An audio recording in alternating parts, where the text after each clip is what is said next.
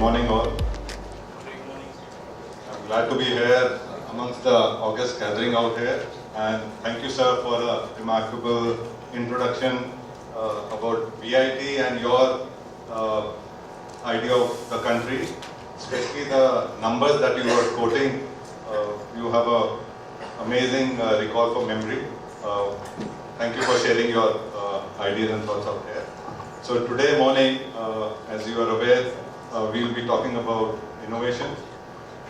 And for me, if I want to define innovation, it's very simple. Where Google ends, innovation starts. Because these days, information is available everywhere, right? And people can go up, look for things and all. And now I realize that innovation is actually after where Google ends. So, and that's where it will begin out here.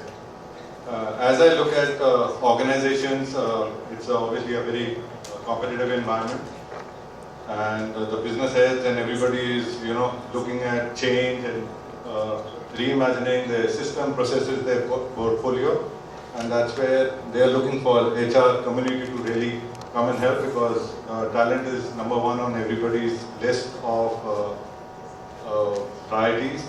And today morning, we have our thought leaders from Ashok, Leyland, Hyundai, Renault, Nissan, and also we have a person who creates innovators in his college. So my first question would be in terms of from the various institutions out here to see how they are propagating innovation in their HR strategy. And idea would be to share your thoughts, whatever you can share. They could be trade secrets we would not want to share, but whatever is shareable in terms of helping the HR fraternity out here to understand how do you inculcate and assimilate innovation in your HR strategy. Start with Ma'am Uma. Yeah, thank you Sukirat, thank you CISME for having me here. And so it was very nice to hear your address many important points that we're taking home today. On the topic of how it is interlaced into the HR strategy, I think different companies do it differently. Some would have it as a part of their mission statement or vision statement. Some would probably have a whole program around it. I'll talk about what we do in Ashok Leyland. What we've done is our vision statement for HR itself captures this. Okay, so we say that we want to build a very innovative organization, right? So we say high-performing, innovative, and caring organization, which is fun to work with. So that's our vision as HR. So I think movements in an organization happen because people visualize a future on it. Whether you want to be a high-performing organization or you want to be a breakthrough, etc. Companies like Google and others have not done it just like that. They've actually made it as a very intentional statement for them to pursue it to the end. So we put it as a part of our vision statement. Further to that, we've taken up a 3C framework, okay? Culture, capability, and capacity. And everything that we do in the organization, falls within the ambit of these three things. So when it comes to innovation, one is how do you build capacity for innovation? And so we look at our whole talent acquisition process. At appropriate junctures, you need to bring disruptors into the organization, or you need to bring people who think differently from where you are. Otherwise, for example, a 70-year-old organization like Ashok Leyland, which has fantastic manpower, skills, etc., perhaps is not able to break away from its own thought process to look at something new.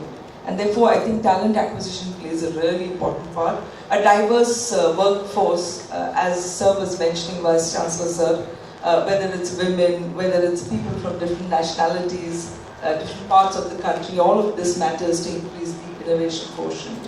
When it comes to talking about capability for innovation, our technical programs are very important for us, product design, product development.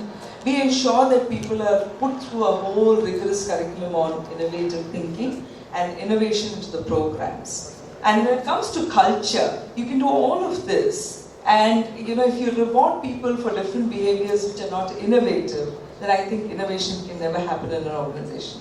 So I think HR has a very critical role to build a whole reward and recognition program which fosters the culture you want to build. And it's innovation that we want to build, we need to ensure that we reward and recognize innovation. So that's in a nutshell what we're trying to do.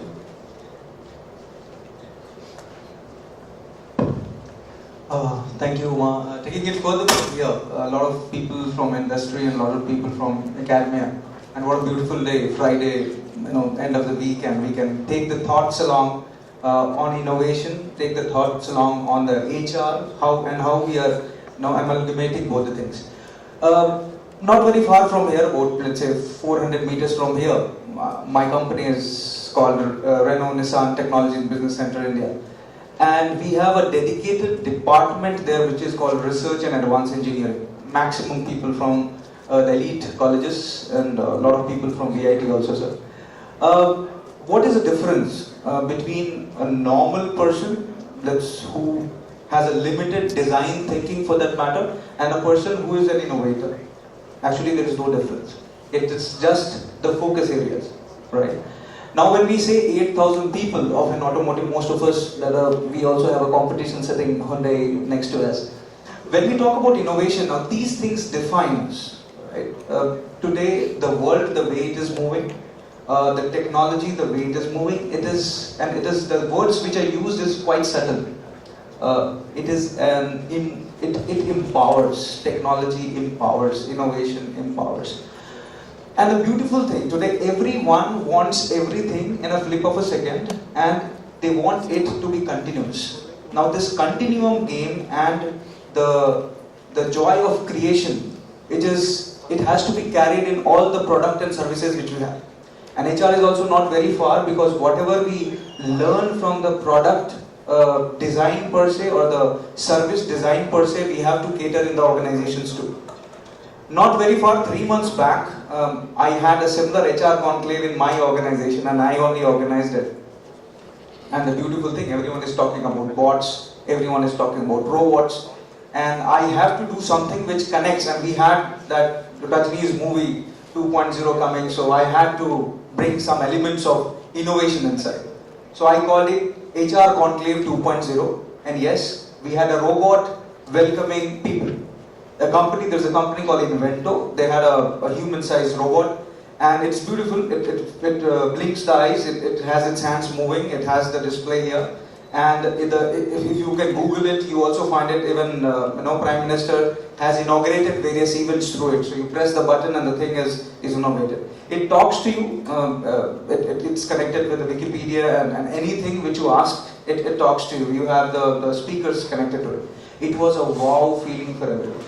Now, does it limit the sort of innovation, what we call it, or it takes it further? As we say, even we all agree, HR members, that we take people, employees from the academia, from the freshers, a GT, PGT, and we nurture them. Now, after 2-3 years, they know everything. They are as good as making a car from day one. But can someone give them a responsibility to make a car from day one? Doesn't happen. Till the time they have some grey hair and some wrinkles on the face, then they become the CVE, and that's how the innovation will actually start. But by then they have to be engaged. And today innovation is playing those roles. So I cannot talk the intricacies of the business, but yes, we are working on the development models. That if a youngster coming from a college wants to become the CEO of the company, there is no limitation. We don't limit him. You opt whatever you want to opt. But we will give you a path, and we have a mechanism of a gamification. For example, you come to the office today. These are the 5 trainings or 10 trainings you do, and every training has got a weightage like they have in academia. If you cross these lines this year, you attain this marks. And to become a CEO, let's say there is a 10 lakh points to be reached. Every day, every week, every month, every year, he knows that how much he has moved, and he knows how much he is away from his dream thing. So of course, innovation is empowering us. It is taking HR to the next step. in terms of engagement, in terms of career development, in terms of employee well-being. So this is small things which we do. And one example I'll give it to you. Maybe after that I'll give it to others to talk. We are a design company here and we make the car from the scratch, right? So generally we Indians are believed to be that we don't know what is design. Very lately, for example, the National Institute of Design was created, and very lately, let's say 90s, we have that design, that finesse thing coming in terms of NIFT and all. Before that, they say that the Indians are poor people, they don't know how to design, they don't know the things. But if you go back, we created Taj Mahal. But now if you go to France or Germany, they say that they don't have the intricacies of they don't have finesse. Indians, they don't have that. Because, when at our age, when not very old I am, but not very young too, they say that we were so busy that engineering and medical only can give you a lifetime career. This is what taught to us, and most of us would agree to it. Now you have kids in the 12 standards, they have, like few of them, they want to join our design center. And by the way, if you don't know, our design, the concept car was created by one of the youngsters, which we displayed in Delhi Motor Show. It is quite a hell of money, 3 crore rupees investing in just a proof of concept, which is a future car. This is all taken from the interns who were never even our employee. But we search that if we want to innovate, if we want to have the fresh feelings, it will be coming from those people who are coming from that strata of the academia. So I was just giving you this example, and I'll have to complete it now. We made this car quick, and it was quite a big success. Now we wanted what an Indian customer wants and how we have to be more innovative in that terms. Now when I go and talk to my design heads, they say that okay, India cannot design, but when I go towards, and I'm not from this place, but I'm an Indian. Before this I was an Indian army, so I carry that Indianness inside. So I'm not a North Indian, South Indian, I'm just an Indian. I used to spend a lot of time in the OMR, and I used to see those temples. These guys used to make a lot of sculptures and all. I said, these guys, if they can do this, they can also make a car. And my talent acquisition head used to go there, and I used to spend a lot of time, bad in the language, here still I say kunjum kunjum Tamil, I am trying to understand, but I went and spent a lot of time, and then I got to know a guy. It was the time of that Jallikattu was very in high fever then, and one guy's sculpture of a bull came in Times of India, and then if you say sort of innovation, I googled him, I got his Facebook profile, I searched that guy. That guy was studying in government arts college. It is near to the station. Because I am bad in the local language, so I sent my team member who pitched it there, brought those people as an intern, and what a beautiful sculpture that guy's made. And when I went to France to the global SVP of design, I showed him this is what India does. We are no more poor people, and they think that just to have clicks and photographs of poor people. We also make designs, we can make cars, and that's how the success of Quid, what you see in the market. So yes, innovation is a leveler, it empowers people, and with these small things, if we all are aware, we can do a lot of things in terms of career, in terms of talent acquisition, in terms of talent management. Thank you. Hi, thank you, Sukirat. And firstly, to Satnam, my name is Natwar, and I'm part of Hyundai Motor India. This panel is likely more dominated with automobile companies, so whatever which I'm going to share is more or less going to be similar to what we have shared. But I thought simply that slightly go off track and bring it back. The most important thing is we all think innovation is something which we have to inculcate, and we have been thinking for a lot about it. I still remember when I was in college, we were talking about having conferences and talking about innovation, and I'm still worried that we're still talking about it. So, just giving you a couple of examples which are very important. The moment I entered hall, I was completely perplexed. Where do I have to get into? Where do this conference is happening? I asked my first question to a person standing on the left hand side, where this HR conference is happening. And I said I'm not good. So he immediately said, go to the registered counter. Well, before I could say that I'm one of the invitees, I want to understand where do I go. So he said, go to the registration counter. The moment I come a little more broken, I asked another question, said, I'm not sure. The immediate question was, go to the registration counter. And the moment I came to the registration counter, I said, I'm Natwar. Yeah. So the moment she took a pen and I said, I'm inviting. So, yeah, then you please move forward. What I'm trying to make you understand is this is how we have conditioned. Every day on, we are all conditioned in so much that we are not ready to listen and take a step and go beyond. I'll tell you another story which is much more prevalent to understand where we are traveling to. There's something called necessity in this world. If you do not understand the necessity, that's where innovation happens. Taking you a little back in the village in Gujarat, it's near closer to Surat, where a man called name is Mansur Bhai. And what happened to him is, he lives in a village which is about 28 kilometers from a commercial segment. Mandi they call it, where the vegetables and everything is sold. So his wife was saying that during the summers, your vegetables do not retain more than a day. And it takes about 29 kilometers to go and travel for you to bring a vegetable. So he does it only once in a week. But it's difficult for him to travel daily because they are not earning so much. So what he is going to do? If he brings the vegetable, they get that in a day or two time because the summers is too hot. And they have nothing to cook, they have to eat same vegetables which can be survived in summers.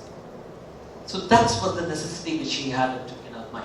What makes him to do? He was a pot making. He went ahead, thought a lot about it, and made a fridge which works without an electricity, which very much available. If you can Google it about called Pretty Cool, and he made it a fridge where your vegetable can actually sustain for 5 to 6 days. Now, what I'm trying to make you understand that this is called necessity. And what is the important thing if you learn it from this story is that he didn't worry about the failure. There was no peer pressure. There was all him, he wants to innovate it. Now think about this same example in your organization. Are you actually giving that culture of innovation is very important? Now going back, since I belong to an automobile company, it's very important that I quote what's happened in my company. Otherwise Sukirat would not leave me. Way back about 15 years as my counterpart from Renault Nissan was sharing that most of the design actually happens not in India. So all the cars which you actually see on the road, most of the companies are designed elsewhere, they're modeled elsewhere, they are just manufactured and assembled here. So way back about 12 years, most of the Hyundai cars were actually designed in Korea. So what we wanted that anybody sitting in this room actually wants to buy a car, and they want to buy a car which is cheapest, most important thing, but they want a car which has a fantastic design, have a richer features, everything you wanted. But one thing is very line is clear, that you want a cost which is affordable. You need to understand that cost cannot be brought down until unless you definitely have to take an effort to it. Two ways to do it. One is you cut down on the cost, but when you want to cut down the cost, you have to cut down, strip the cars. There's a technical term in the cars, stripping the cars is like, you take all the parts which are still not relevant and keep the cars much more cheaper and cheaper. But at the end of the day, you have to question is that safety and quality is being impacted or not. So keeping that in the lines, we thought that it's very important that we need to make our people designing the car, our people doing it their job, trying to bring as much of localization as want. So we have a department called manufacturing engineering, which about 30 or 40 people, which were actually working on the designs which have been done in Korea and they were used to work. So what we actually thought about it, all the designs were, as he said, that great hairs, and these people were right from Korea, but highly expertised from various universities, designing the car, working on the car, modeling the car. It actually takes, just for an understanding, if you just gain saying that, I remember from a mobile company hearing that it takes about 18 months to design a mobile, and it survives for 6 months. So at this particular juncture. So the life cycle of a product has gone reduced day by day. Same way, there was a car which, when you design, it takes about 3 years and it runs for about 10 to 12 years. But the gone were the days, now the product life cycle is not more than 3 to 4 years. So it's very important that we bring the cost down. So what we have actually done is we have recruited about all the fresh graduate engineer trainees across India. And what we actually did that, we trained them and we made that element of one thing to them. You fail, should be okay. The concept of failure has to be accepted in your organization, otherwise you cannot bring innovation. Had Edison not failed for n number of times, he would have not invented it. So the most important element is you have to make an organization culture which accepts failure.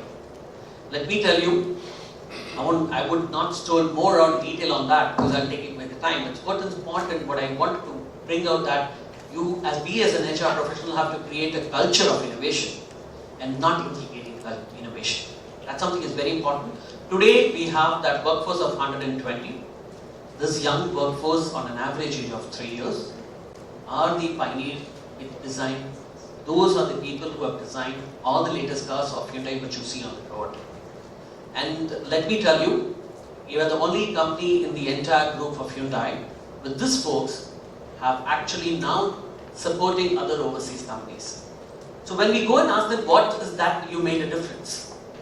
What is that? Was a training course that we gave you made you to make this level of car?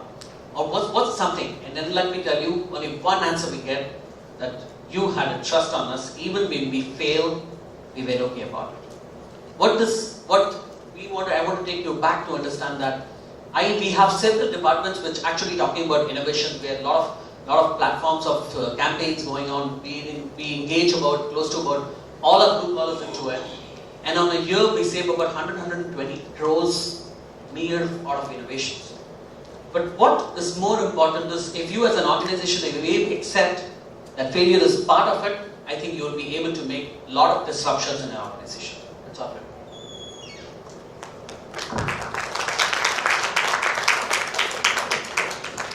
Good morning to everybody, and I'm very happy and I'm thankful for the organizer. I think this is the first time an academician is called for a HR conclave, and I think this is a good sign for a industry institute interaction. Thank you, organizers.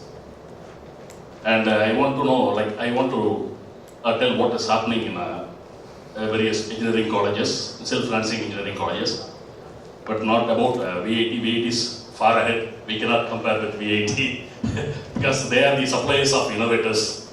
That is well known to all. And we have nearly more than 525 engineering colleges, self-financing engineering colleges in Tamil Nadu. And you know the employability very well. And the thing is, we have an R&D sections in our colleges. But we have certain constraints in engineering colleges in research and development. Even though we have enough funding and everything, but there is certain constraints are there. But what we did in our institution, I am from Kingston Engineering College, Vellore. What we did there, we framed a steering committee, even though we had a R&D cell, but it becomes a common one. We have an R&D cell that at last, at the end of the day, we will find what is happening in R&D cell and we will come to a conclusion that this is the thing which happened, and we used to inform the management. What we did is we framed a steering committee and we made the steering committee to understand what change is required right now. So later we made a measurement, what is the present scenario of innovation and what is the ideal situation needed.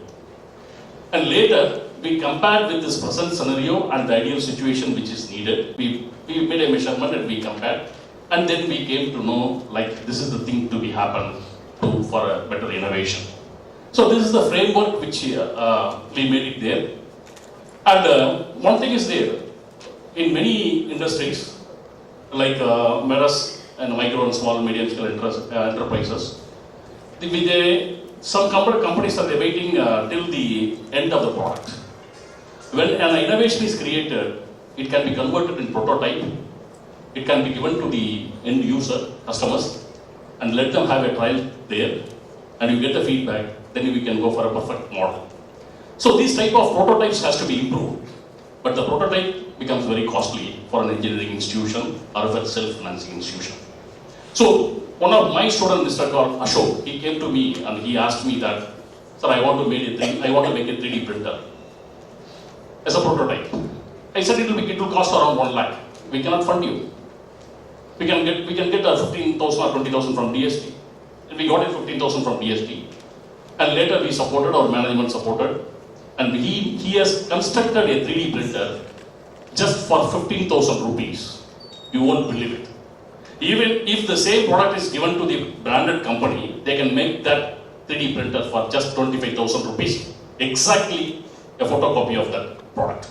But it is in market is 1 lakh. But what the problem we face here is, we are framed with a certain syllabus. And we have to concentrate more on theory and less on, it is not a mandate, but it is happening there, as our chief guest said. In India, they mostly concentrate on theory. So we don't have time to spend on the practicals.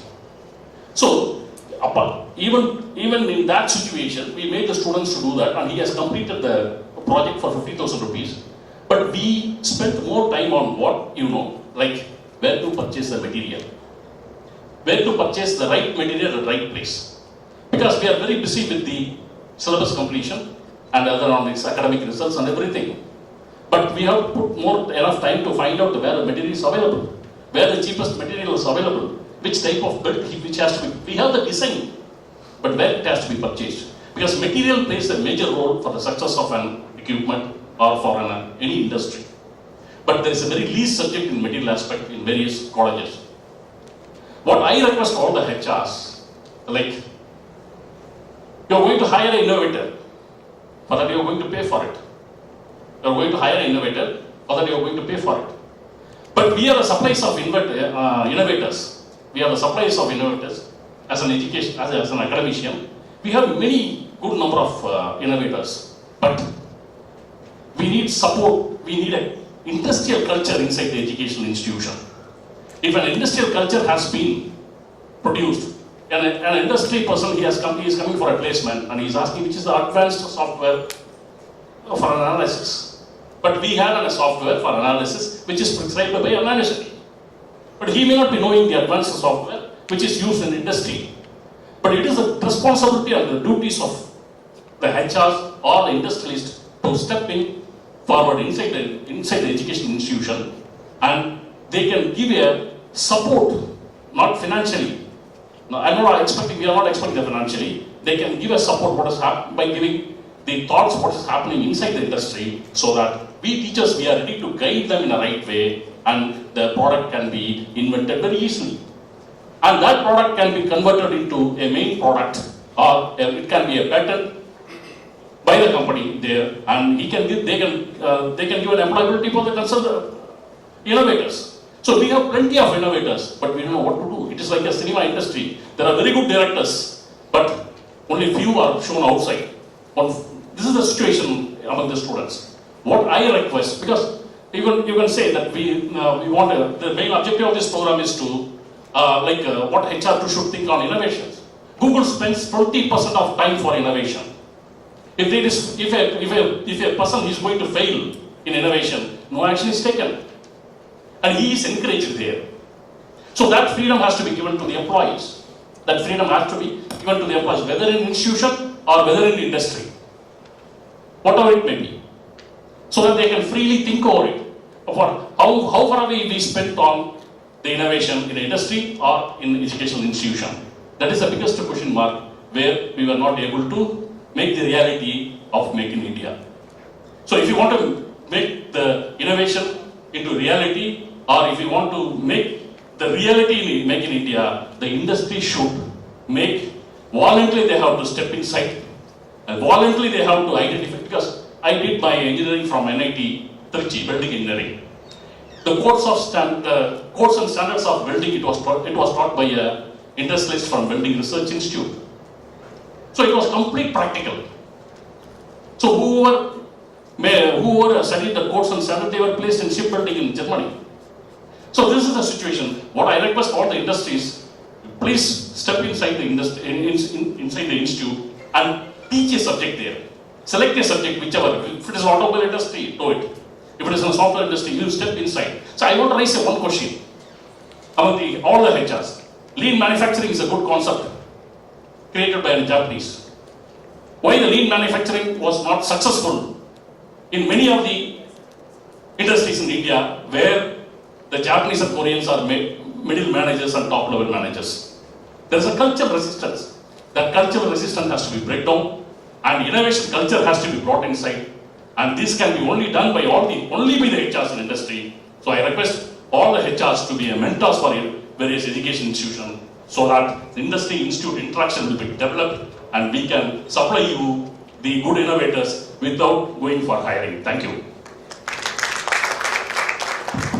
Thank you, sir.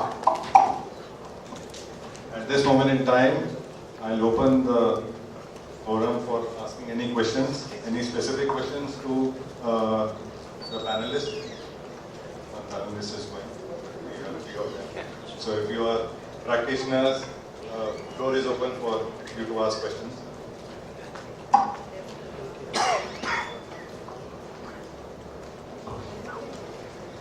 Hi, I'm not from the HR side. Rajlakshmi here, AVP of Citibank. My question to any of the panelists is, we are talking about innovation and implementation on how to bring it to the normal way. But my question for one of you is, are we giving the time for the employees to balance and think about innovation? Being a salesperson, so this is my question to anyone of you. Thank you. I'll just take it, Rajlakshmi, very good question. So, how do you look at innovation? It's not something which is separate from what you're doing every day. First thing is that. An organization which can facilitate this to happen on the job as a continuous process is the one that will be a winner. And I'll tell you a few tips of how we're doing it. For all our talent programs, okay, Lean Six Sigma is a part of the program. So you complete the program only when you do the Lean Six Sigma project. Lean Six Sigma actually teaches you processes and how to work on it, and it's a framework that builds on continuous improvement, right? That's one way in which you start thinking creatively about how to do the same piece of work which has been done several years ago. And that's a part of the program. So it's not that you go out and do it separately. That's very important. Number two is, you've got a large forum called Improve. It's a recognition platform where every function, including corporate sales, manufacturing, all of them have the opportunity to work on something and create a breakthrough in that area and showcase that and get rewarded for it. And it is showcased to the highest level within the organization in front of a lot of external people, and then there's a reward given. And this is something which is aspirational, right? So this is something that keeps that adrenaline pump going for people to do the job and then go beyond that and do it. But it is something that is happening within their job. They pick up a problem from there and then they go about doing it inside. We have another forum called the Chairman's Award, which is again one where you pick up a completely breakthrough area. These are only breakthrough awards. People have worked on it. It could be an entrepreneurial venture, it could be a design. We're very proud, Ashok Leyland has had complete in-house design. We have nothing from any country outside of India which has done it. And for 70 years, this company has been doing it. And today, we've got a complete styling department within our product development, which concentrates only on doing this. But that's their job. Apart from that, every employee can actually participate in these breakthrough kind of, inventions, patents, etc. And then they come and showcase that over there. So what I'm trying to say is, you can lace it into every program so that it becomes a part of life and the way to work, right? It cannot be separate. I really have a problem in this 25% for thinking time and all. I mean, what do you mean by that? All the time you're thinking about your job. You can't be doing it separately at some point in time and say, I'm going to get into innovation. There's an organization very famous in Chennai, no need to name it, but many years back when I started work, I went to meet my friend there. And suddenly I saw a room open out and there was a lot of smoke coming out of the room. And I said, what's happening? I think something's got fire inside. And she said, no, don't worry, that's the innovation head's room. And so he's got the freedom to smoke there. And I was really struggling to understand, how can you take time out to think innovatively like that? It's difficult. But let me tell you this, organizations are doing a lot to promote this kind of thinking. So innovation happens when your mind is at peace. So great workplaces are being designed. The ergonomics of the offices are being designed so that people can think creatively, collaboratively, etc., etc. But I think the bottom line for me is, if it is not part of your everyday life, it's going to be treated as something separate. And that can't work like that. So within my organization today, I have 5 to 6 entrepreneurial ventures running. Okay, whether it's about service, whether it's about product design, we've actually changed the entire DNA of our innovation within the organization by doing our everyday work. Because you need to pull time out. We create cross-functional teams in the organization, and they contribute to this really high-impact project. They are given time out to be part of this completely, and they are not put under the pressure of other jobs. But there are many ways in which you do your job and do this as well. So what I'm trying to say is, don't treat it as an animal which is separate and has to be kept somewhere, deified, and only some special people get there. No, that's not how innovation works. And as I think Prasoon, you mentioned that, right? And I heard this in one of the sessions I attended at INSEAD. There's a professor who's releasing his book on theory of innovation, 7-step model. If you can Google it, please do that. He says anybody can innovate. So we don't need these rooms with smoke coming out, the smoke chambers. These are, to me, seems like more like the Nazi chambers, because you don't need to do any of that. You can actually do it as every day. Now, how do I do it within my own team, for example? I think we have our team meetings, and every quarter we say, can we present something which is far better than what we are doing in our everyday work? And that itself pushes people to say, I need to look at my work slightly differently. And again, get other people from outside. We don't have, there's a whole brain thinking. There's a whole theory around whole brain thinking. So there's a left brain and a right brain, and so some people say that innovators are right brain, and thinkers are right brain, and doers are left brain. I don't know really what that means. I think you need the whole brain to be effective, efficient, and good. If you are not good at processes, get someone who's good at that. If you're not good at stepping back and thinking very independently, agnostic to anything else, get somebody who does that. Innovation is not an animal that we have to dread. I think it's with all of us, we can treat it like our pet. All of us have it within us. Just bring that out, and that's what HR can actually do. Thank you. 2 minutes you have if you want to contribute. 2 minutes, as I'll stick to the time. Yeah. Just giving you a little more example. In the morning when you get up, you get ready. The first thing what you do is before you step out for the office, you actually look at the mirror. And you try and classify yourself and look at how beautiful you are looking at. Irrespective of how do you look, how people define it. But you always find yourself beautiful. So that's where the time which you give it to yourself. That's where innovation is not about time, it's about thought. What you think about it. Just giving you a small example of a technician working in a body shop, and you're supposed to move on body from one place to another. There was a jig which was designed, which was handling it, which was about 300 kgs, and it cost you about 35 lakhs. So the moment every time when he used to take a jig, move around, he felt that it was heavy weight, and often every year it requires a replacement of close to about 30 lakhs. It was his own job. So what his thought is, the first thing is, can I do something change? On a daily basis when he was doing it, he mastered it where things which can be innovated, something can be brought down. Let me tell you, he made another jig after working hours. He brought that jig for 23 kgs, cost of just 2 lakh rupees. Now that's the transformation, and that's what we are trying to say, that every time when you do a job, you're actually expert in what you know about loops and holes, you know what is length and breadth all about. So it's up to you, anybody in this organization can actually innovate. What is modern thought is the thought. Just adding to whatever the panel members told, time is never a concern. It is the thought and the urge inside. If you give a time, whatever the best, with whichever colors, infrastructure, and quite cozy environment, smoky environment, you cannot push someone for a patent or an innovation. It cannot happen. What my friend from Hyundai was telling, it is a culture. It is a culture you allow, you are tolerant for the mistakes. That you fail, no one is judging you. If it happens, you can innovate. If it doesn't, whatever you are, whatever budgets you have, nothing going to happen. You cannot force someone to innovate. You cannot force a writer to write a poem now. It doesn't happen till the time he feels from inside. And innovation always, you live it like a love in your heart. You have to do it, you have to do it. Either today, tomorrow, day after, 10 years, but you have to be living it every day.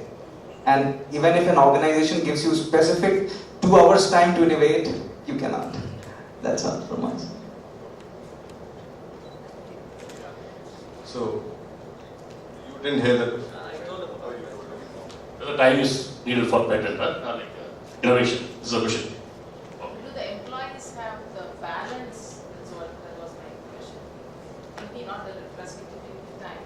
Do the employees really have the balance to be innovative with the daily job? See, the innovation can be brought inside the employees, whether in industry or anywhere. Even a person in a house, they can innovate something. But the thing is, they should not have any fear to speak with their higher officials.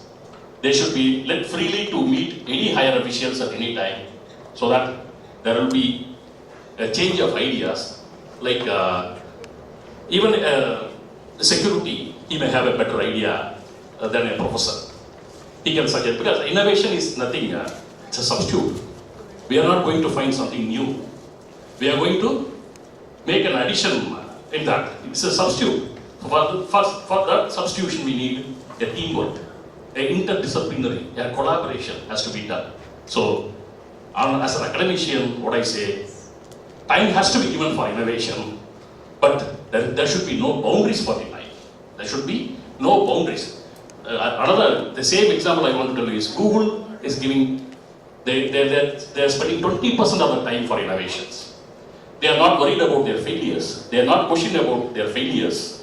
They are free to discuss anything and free to do anything. So if that culture has been created, then time will be there without any boundary. We can innovate. Thank you. Thank you all. Do we have time? We can probably do during a breakout. 2 things that I want to close with, which I learned today, is innovation has to be intentional from the top. So that's very, very important. And the second thing is innovation is for all. Anybody can innovate. So thank you very much. Thank you, panel. Thank you very much. That indeed I thought was an excellent panel discussion. Thank you all the panelists for a wonderful session here. Also thank the moderator Sukirat for sticking to time. I think you were bang on. Thank you so much. I now request Divya of CIMSME to kindly honor the guests.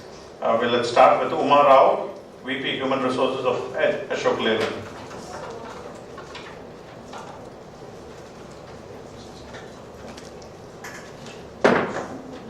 Followed by Mr. Natwar Kadel, Department Head, Employee Relations at Hyundai Motor, India, Chennai.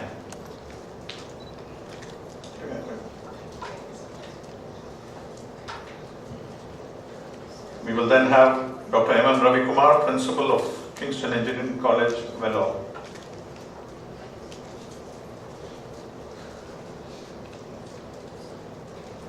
Followed by Mr. Pranav, Prasoon, Head of Talent and Training at Renault Nissan Technology and Business Center, India, Chennai.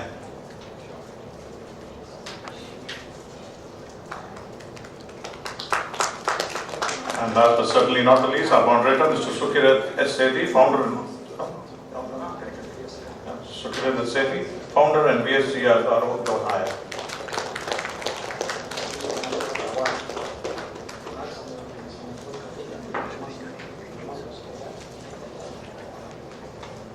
Request Mr. Natwar and Umar to kindly stay back to hand over a couple of awards, please.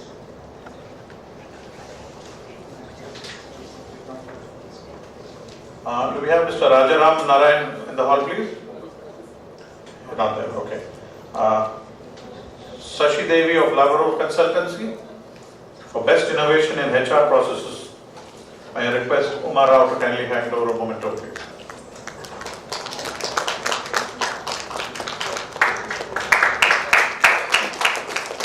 M.H. Raja for being the Best Recruitment Consultant, Lead HR Services Private Limited. Do we have Mr. Raja on the stage? Here? Is he here? Okay. There he is.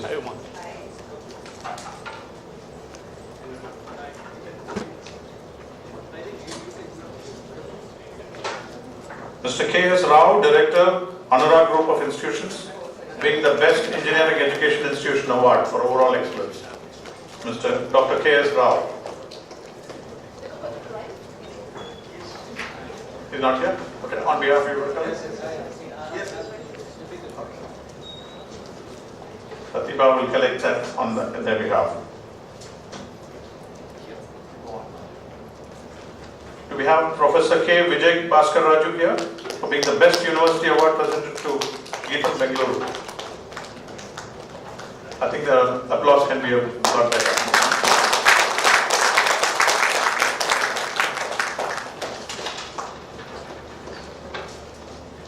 Mr. Karthikeyan Murugesan for being the Best HR Practices Company, Novelis India Automotive Private Limited. You're coming on their behalf? Yes, please.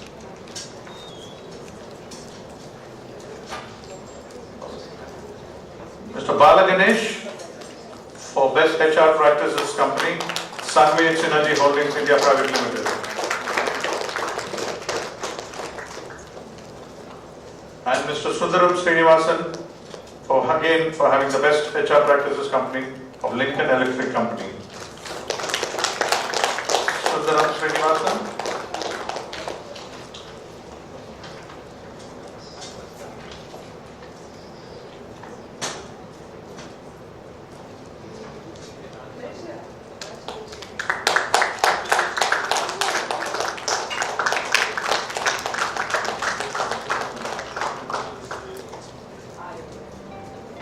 You will have to come back to me.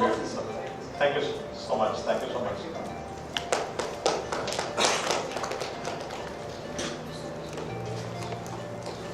The next speaker for the day would be again Mr. Sundaram Srinivasan, who just received the award on talent acquisition, management and retention skill development. May I request Mr. Sundaram Srinivasan, Managing Director South Asia, Lincoln Electric Company, to kindly come forward, please. Please put your hands together for Mr.